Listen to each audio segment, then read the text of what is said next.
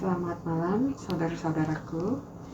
Saya ingin berterima kasih atas puji-pujiannya dan berterima kasih atas doa-doanya. Sungguh tempat yang sangat diberkati rumah Tuhan ini. Saya berdoa semua di sini, walaupun kita melalui hal-hal yang buruk di awal minggu ataupun baik, semoga kita bisa bersyukur karena kita bisa kembali ke rumah Tuhan dan menerima berkat. Amin. Sekarang kita akan belajar tentang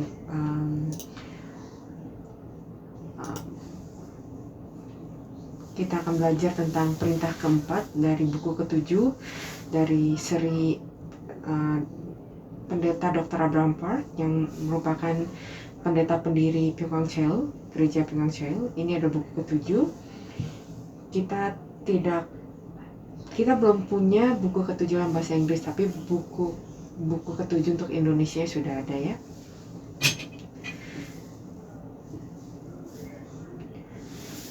Perintah. Kenapa kita perlu belajar tentang 10 perintah?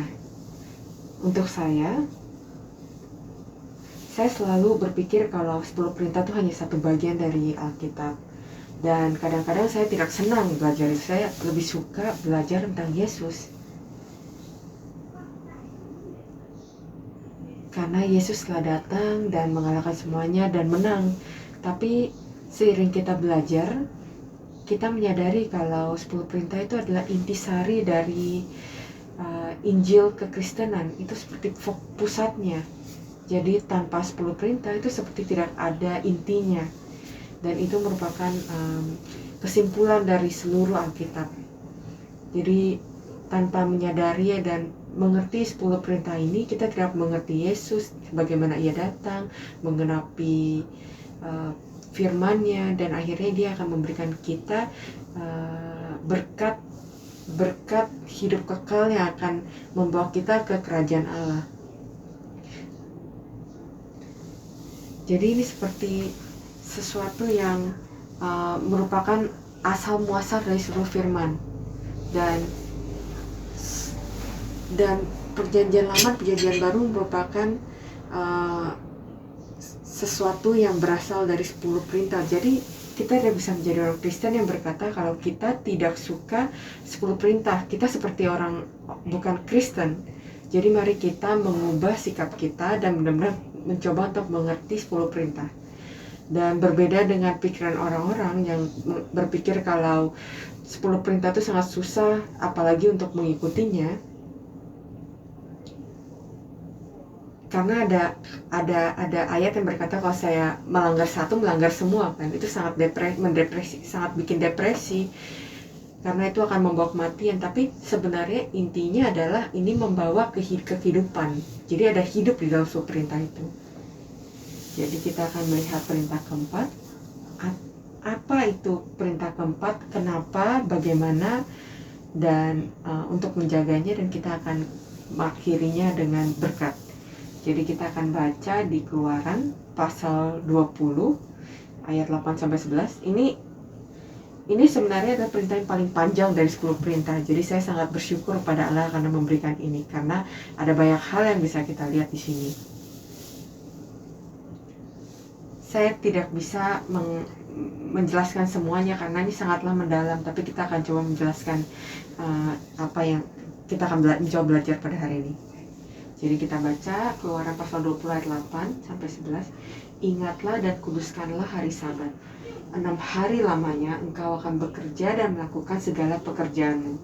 Tetapi hari ketujuh adalah hari Sabat Tuhan Allahmu. Maka jangan melakukan sesuatu pekerjaan engkau atau anakmu laki-laki, atau anakmu perempuan, atau hambamu laki-laki, atau hambamu perempuan, atau hewanmu, atau orang asing di tempat kediamanmu. Sebab 6 hari lamanya Tuhan menjadikan langit dan bumi, laut dan segala isinya, dan ia berhenti pada hari ketujuh. Itu sebabnya Tuhan memberkati hari Sabat dan menguduskannya. Amin.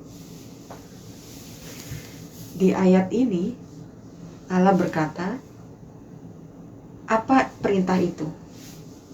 Ingatlah dan kuduskanlah hari Sabat. Lalu dia berkata, bagaimana kamu bisa menjaganya? Di ayat 9 dan 10. Dan ia akan menjelaskan kenapa pada hari ke-6 ia menciptakan langit dan bumi. Jadi kita akan melihat ini semua. Kenapa?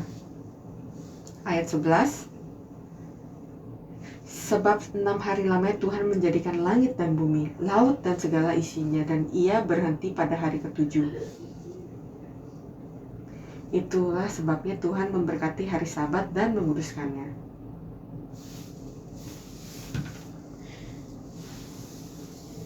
Tuhan berhenti pada hari ke-7. Nah, itu sebabnya Tuhan memberkati hari Sabat dan menguduskannya. Hari Sabat yang mana yang sebenarnya dipikirkan oleh Tuhan pada saat itu? Sebenarnya ini menggambarkan hari yang ia katakan di bagian awal, yaitu hari ke-6.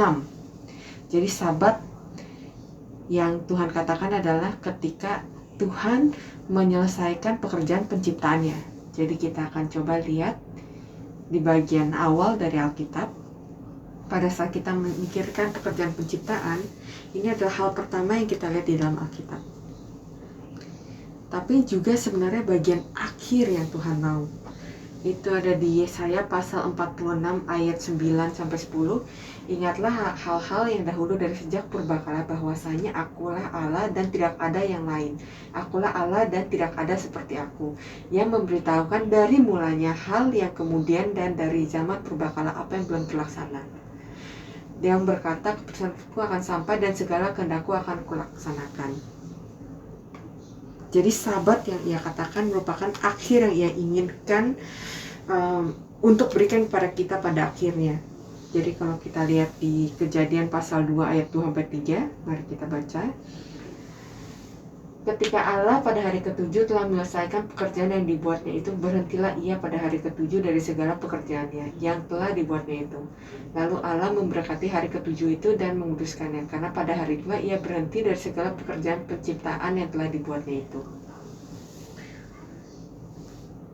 Tuhan beristirahat. Apakah ia beristirahat atau berhenti dari semua pekerjaannya karena ia lelah? Ternyata tidak. Karena Allah tidak memerlukan tidur atau ketiduran. Allah tidak lelah. Tapi Allah benar-benar ingin, dan sampai sekarang pun ia bekerja untuk penyelamatan kita.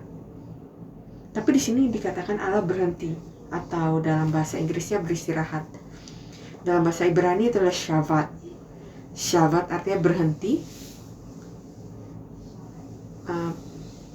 Penyelesaian dari semua pekerjaan. Jadi kalau kita lihat di sini, ini kan penyelesaian dari pekerjaan penciptaan Allah.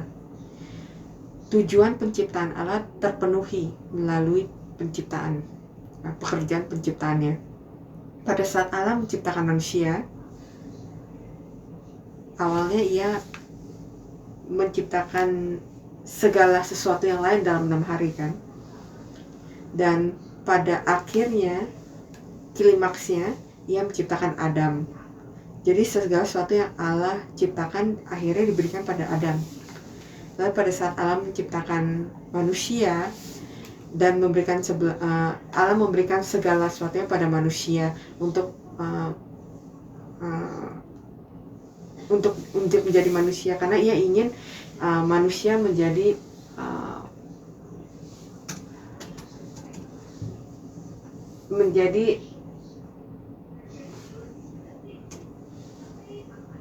menguasai segala ciptaan.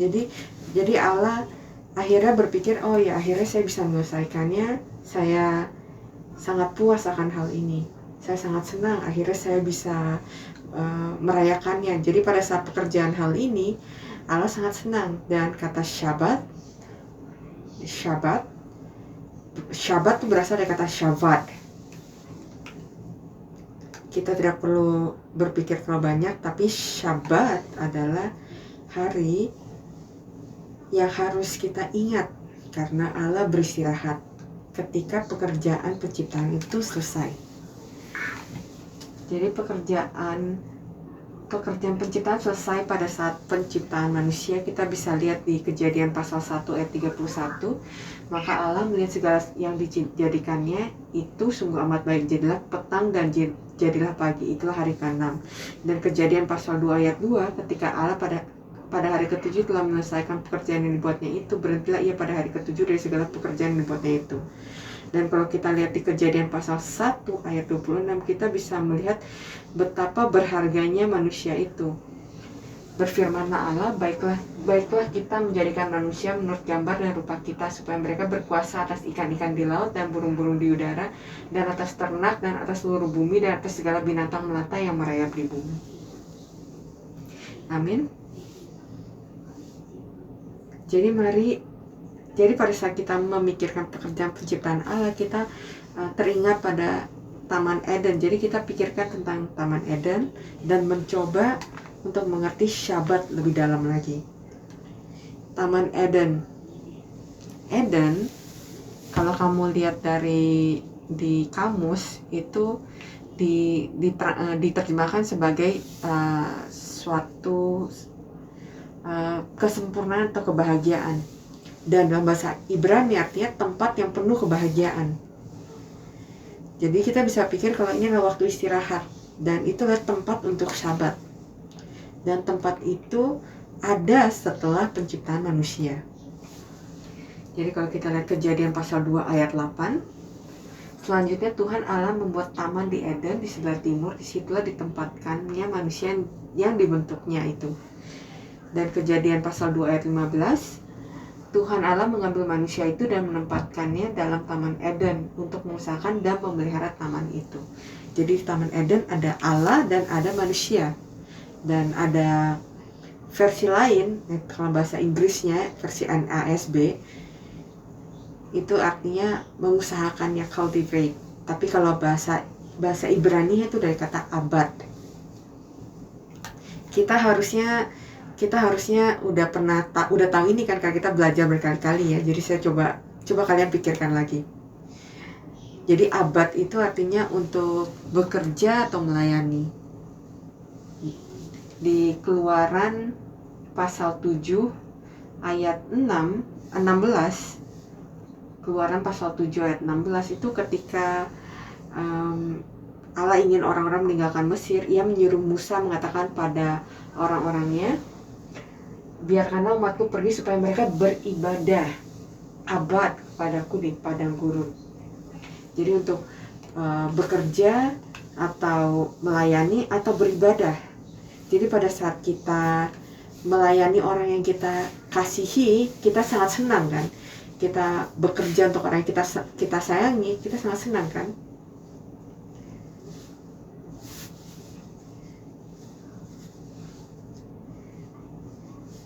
Jadi pada saat kita berhubungan dengan keluarga kita, teman kita, itu dua arah kan. Jadi kita mendapatkan kekuatan. Kita bekerja untuk mendapatkan uang untuk keluarga kita karena kita mengasihi mereka kan. Jadi Taman Eden itulah waktu beristirahat, tempat Syabat. Karena di Taman Eden Allah dan manusia bersama-sama, dan manusia melayani dan beribadah kepada Allah. Kejadian pasal 2 ayat 7, apa itu manusia? Kejadian pasal 27, ketika itulah Tuhan Allah membentuk manusia itu dari debu tanah dan membuskan nafas hidup ke dalam hidungnya. Demikianlah manusia itu menjadi makhluk yang hidup. Jadi manusia itu adalah makhluk yang hidup, manusia yang memiliki bentuk dan rupa Allah, seperti yang kita telah baca di Kejadian pasal 1 ayat 26. Jadi ketika Allah memiliki persekutuan dengan manusia, maka Allah bisa beristirahat dan ia sangat puas dan senang. Dan manusia dalam bentuk dan rupa Allah, kita juga memiliki keuntungan kan, karena ia memiliki penuh dia orang yang sangat pintar ya, seperti Adam, ia bisa menamakan semua binatang di dunia. Kejadian pasal 1 ayat 20, Ya, dikatakan hal seperti itu lalu di Yehezkiel pasal 28 ayat 12 juga berkata, kalau hai anak manusia, ucapkan satu ratapan kepada Raja Tirus dan katakan padanya, beginilah firman Tuhan Allah, gambar dari kesempurnaan engkau, penuh hikmat dan maha indah. Dan manusia seperti apa? Kalau kita lihat di Kejadian pasal 2 ayat 7, dikatakan kalau ia memberikan nafas hidup kan. Tapi kalau di Yohanes pasal 20 ayat 22, Yohanes pasal 20 ayat 22 dikatakan kalau terimalah Roh Kudus, dan nafas Allah adalah Roh Kudus Allah, itu adalah firman Allah, itu dari Yohanes pasal 6 ayat 63. Dan ini adalah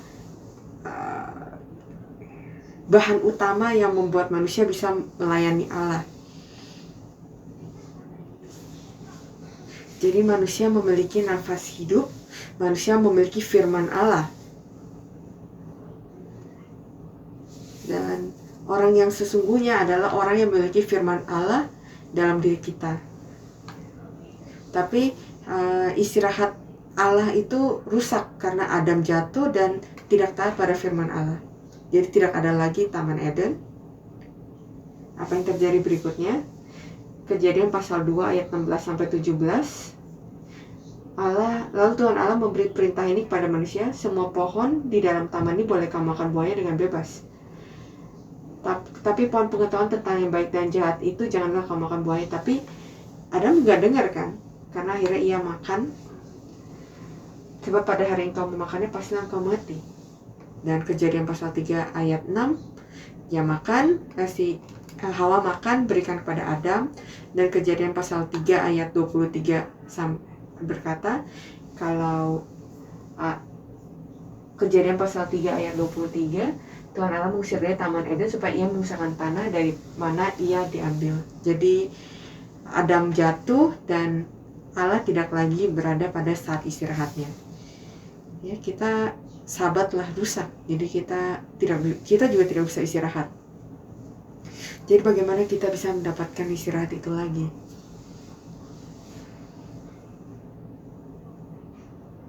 Jangan khawatir ya, karena Allah berkata di Yohanes pasal 5 ayat 16, Allah berkata kalau ia bekerja bahkan sampai sekarang.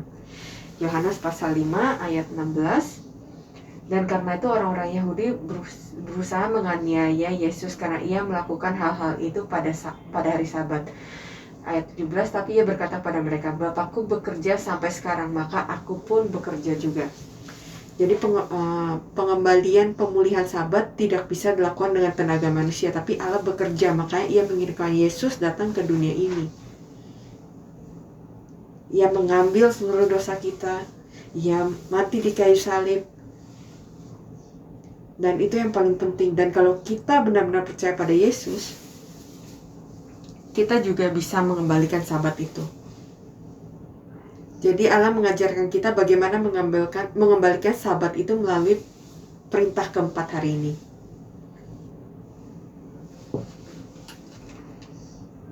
Tapi yang pertama-tama mari kita sadari hal ini. Kalau Sabat itu adalah milik Allah. Sabat itu ada hanya untuk Allah. Kalau kita baca di Keluaran pasal 20 ayat 10, tetapi hari ke-7 adalah hari Sabat Tuhan. Jadi artinya hari Sabat Tuhan, artinya milik Tuhan, milik Allah. Jika itu punya saya, maka saya akan jaga kan. Jadi karena ini punya Tuhan, maka akan Tuhan jaga. Jadi Sabat Tuhan artinya adalah hari saat Tuhan beristirahat, hari yang sempurna, penuh kebahagiaan dan kepuasan. Jadi sekarang Sabat itu hari Minggu kan. Jadi jangan pernah berpikir kalau Minggu itu adalah hari istirahat, weekend. Tapi kita rubah, kalau ini adalah Sabat Allah, ini adalah hari satu Allah beristirahat. Kita ingin memberikan waktu kepada Allah untuk benar-benar puas dan senang.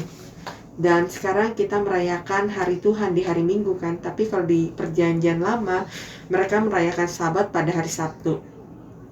Jadi Sabat itulah saat pekerjaan Allah yang indah itu selesai. Jadi ketika Adam berdosa, Allah tidak lagi bekerja karena Sabat itu telah rusak. Tapi Yesus datang dan mengambil semua beban dosa kita, dan Ia mati untuk kita di kayu salib dan membayar bayaran untuk dosa kita dengan darahnya.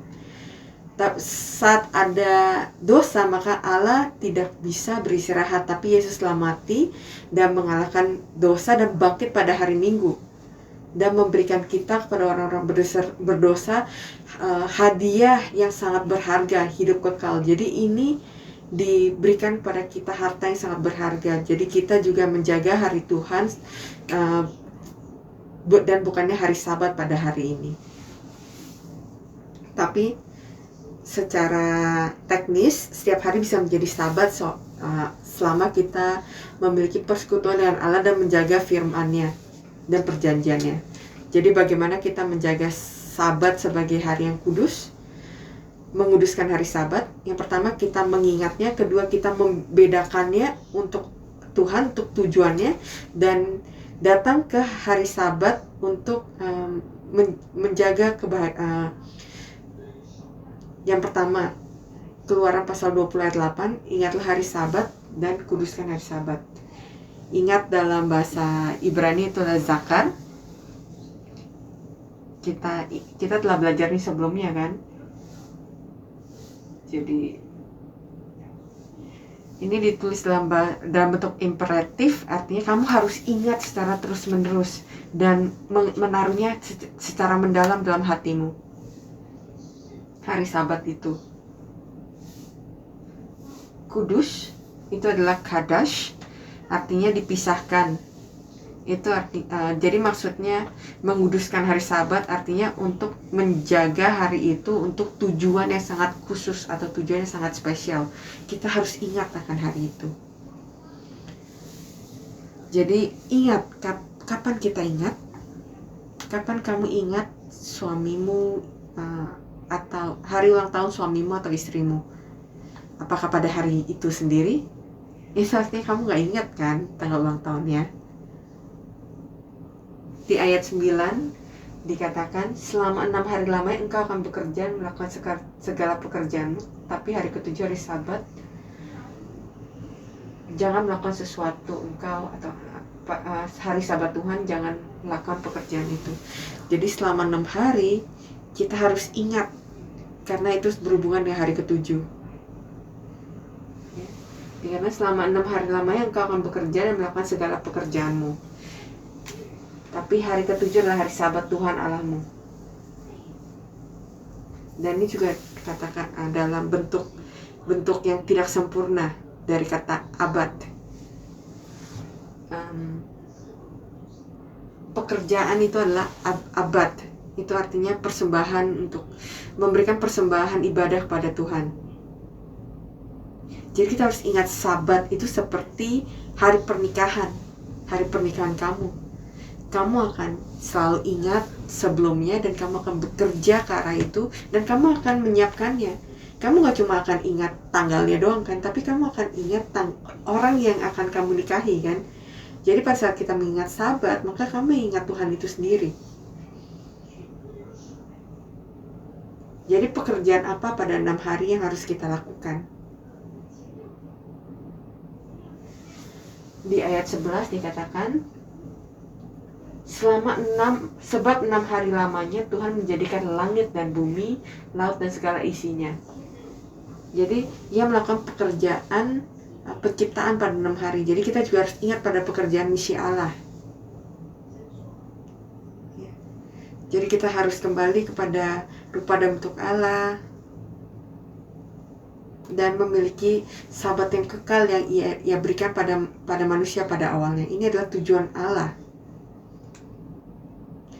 Di Yohanes pasal 6 ayat 26 sampai 29. Yohanes pasal 6 ayat 26 sampai 29 kita baca.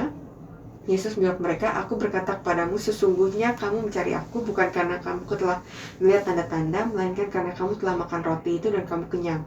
Bekerjalah bukan untuk makanan yang akan dapat binasa, melainkan untuk makanan yang bertahan sampai kepada hidup yang kekal, yang akan diberikan kepada manusia kepadamu, sebab dialah yang disahkan oleh Bapa Allah dengan materainya.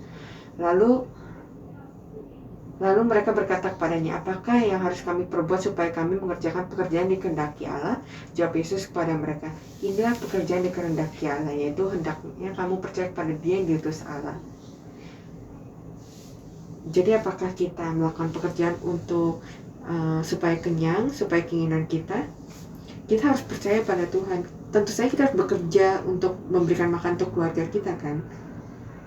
Tapi pada saat melakukan itu, kita berdoa.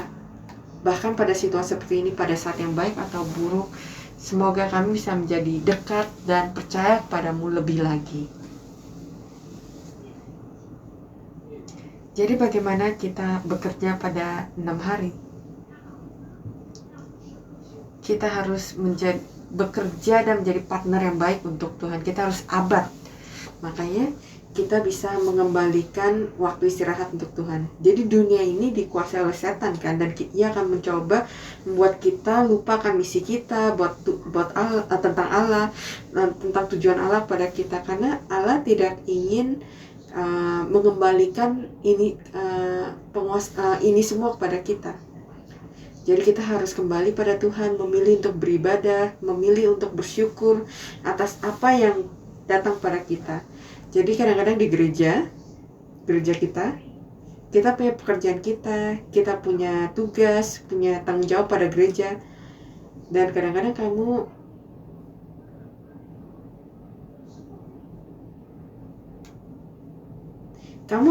pasti akan bekerja untuk gereja suatu hari dalam 1 minggu ini kan, setidaknya salah satu dari kita. Dan kadang-kadang kita merasa sangat lelah dan terbebani, tapi kita harus bersyukur karena tugas ini akan mengingatkan kita untuk melihat ke arah Sabat, karena kita harus memberikan raport kita kepada Sabat kan, pada hari Tuhan. Jadi kita harus bersyukur pada saat kita berpikir, ini sudah terlalu banyak, mari kita ubah pikiran kita jaga misi kita dalam pikiran kita. Misimu adalah supaya saya bisa menjadi penciptaan yang sempurna. Dan setiap orang akan bisa sempurna, akan bisa selesaikan. Jadi mari kita punya misi dalam pikiran kita. Apa yang kita lakukan, kita ingin membangun setiap masing-masing dari kita, setiap saling membangun dan Tuhan. Dan mari kita ubah sikap kita, hati kita, dan minta pada Tuhan supaya kita bisa berfokus pada misinya. 1 Korintus pasal 10 ayat 21, ayat 31, 1 Korintus pasal 10 ayat 31. Jika engkau makan atau jika engkau minum dan jika engkau melakukan sesuatu yang lain, lakukan semua itu untuk kemuliaan Allah. Jadi walaupun kamu sibuk atau apapun, lakukan itu untuk kemuliaan Allah. Akan ada waktu saat kita bisa merayakannya, karena Allah tidak akan membuat kita melalui sesuatu yang tidak bisa kita lalui. Jadi bagaimana menjaga kekudusan hari Sabat? Tujuan kita adalah untuk istirahat Allah. Allah bisa beristirahat kalau kita bisa memiliki persekutuan dengan Tuhan. Dan pada saat kita mendengar suaranya, saat kita berada dalam Eden rohania dengan Tuhan. Jadi kita harus ingat, kita harus memiliki hati seperti ini. Kita ingat hari Sabat, kita ingat Tuhan, dan kita memisahkannya. Dan dengan memikirkan dan mengingatnya jauh sebelumnya, kita bisa menjaganya kudus dengan memisahkannya dengan hari-hari yang lain. Dan istirahat Allah itu adalah tanah perjanjian ya. Jadi pada saat kita menerima berkat kerajaan Allah, itu adalah istirahat Allah. Jadi pada saat kita memiliki persekutuan, itu juga adalah hari istirahat Allah. Kesimpulan, berkat dari Sabat, Tuhan memberkati dan menguduskan hari Sabat, dan Ia memberikan berkat, seluruh berkatnya pada hari itu. Dan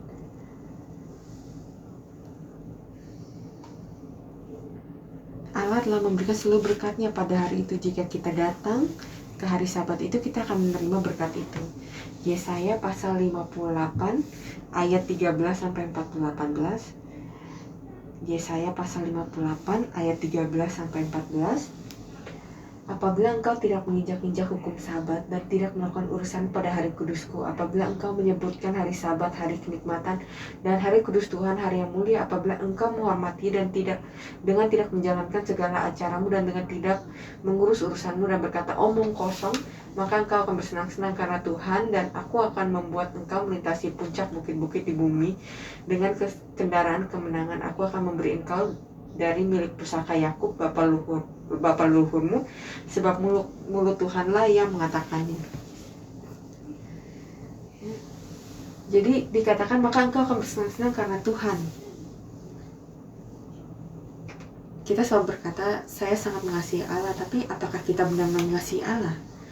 Tapi Tuhan berkata jika kamu menjaga sabat, kamu tidak bersenang-senang dengan caramu, maka kamu akan bersenang-senang karena Tuhan. Ini adalah janji, karena ini adalah firman Allah.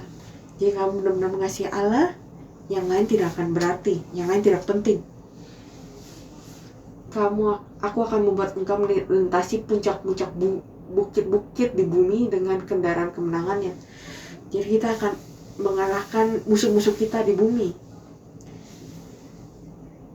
Ulangan pasal 33 ayat 29.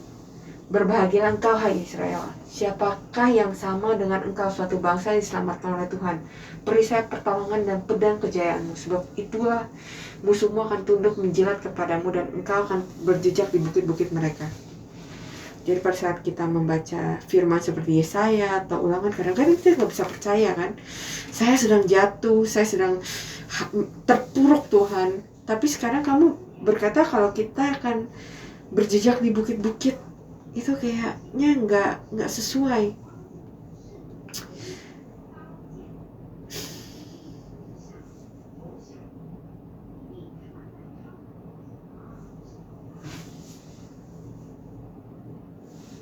Dan satu hal lagi, Tuhan berkata kamu akan menerima pusaka Yakub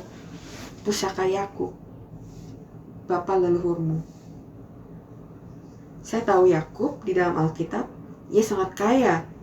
Ia benar-benar kaya. Saya enggak, saya terpuruk dan saya enggak kaya. Di Kejadian pasal 32 ayat 14-15 kamu baca nanti lain kali. Tapi kamu bisa melihat berapa banyak harta yang diberikan Yakub kepada Esau. Ia sangat kaya, tapi kita tidak kaya. Kita enggak kaya kan, tapi kita punya kekayaan rohani ya. Tapi Allah berkata ia akan menjaga kita. Pusaka Yakub, kalau kita pikir Yakub sebelum ia mendapatkan pusakanya, hidup seperti apa yang ia lalui. Mungkin sekarang kita sedang merasakan latihan seperti itu. Kita pikir, oh ya Yakub sangat hebat, ia melalui itu semua, gak mudah.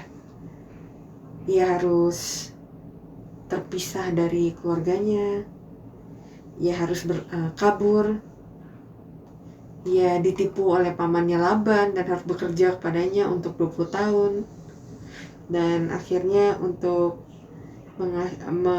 menikahi perempuan yang ia cintai, ia harus bekerja selama 14 tahun kan, tidak mudah. Dan ia harus saudaranya ingin membunuh dia, dan ia harus berpikir bagaimana kabur dari saudara dalam satu hari. Dan itu seperti saat kita kerja, kita melakukan begitu banyak energi kan dalam pekerjaan kita. Itu yang dilakukan oleh Yakub. Tapi akhirnya ia menerima berkat, dan menerima berkat yang sangat banyak dari Tuhan. Tapi apa pusaka Yakub? Karena pada saat kita menerima itu adalah berkat yang sangat luar biasa kan. Yang pertama, ia memiliki keturunan seperti debu tanah di dunia ya, yang ada di 4 penjuru dunia. Jadi kalau Bapa kita memenuhi seluruh 4 arah dunia, maka kemanapun kita pergi kita akan berjaya kan. Dan ia memiliki berkat menjadi sumber dari segala berkat, dan kita juga akan menjadi sumber berkat bagi orang-orang sekitar kita. Orang-orang akan diberkati melalui kita. Dan yang paling penting, ia menerima tanah Kanaan. Untuk kita, tanah Kanaan, tanah perjanjian itu adalah kerajaan kekal surga. Semua berkat ini kita harusnya bisa percaya, karena Allah berkata seperti itu. Setiap hari berkat ini akan menjadi milik kamu. Dan bacaan yang sama di Yesaya pasal 58 di ayat 13. Ia mengajarkan kita bagaimana kita menjaga hari Sabat. Kita tidak mencari acara kita sendiri, tidak berbicara omong kosong milik kita sendiri, maka kita bisa menjaga hari Sabat. Berkat Sabat, saat kamu berdoa untuk keluarga kamu, karena kita sangat khawatir akan keluarga kita kan, maka doamu akan dijawab. Keluaran pasal 20 ayat 10 dikatakan tidak hanya tentang diri kita sendiri, tapi juga tentang anak-anakmu laki-laki, anakmu perempuan, hambamu laki-laki dan hambamu perempuan, dan segala sesuatu yang hidup dalam rumahmu, dalam kediamanmu. Kamu akan menjadi makhluk yang baru. 2 Korintus pasal 5 ayat 17.